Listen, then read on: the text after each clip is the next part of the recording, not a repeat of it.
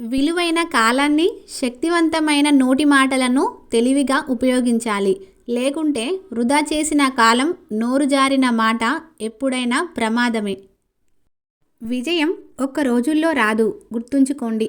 కష్టంతో పాటు ఓపిక పడితే ఏదో ఒక రోజున విజయం ఖచ్చితంగా వస్తుంది.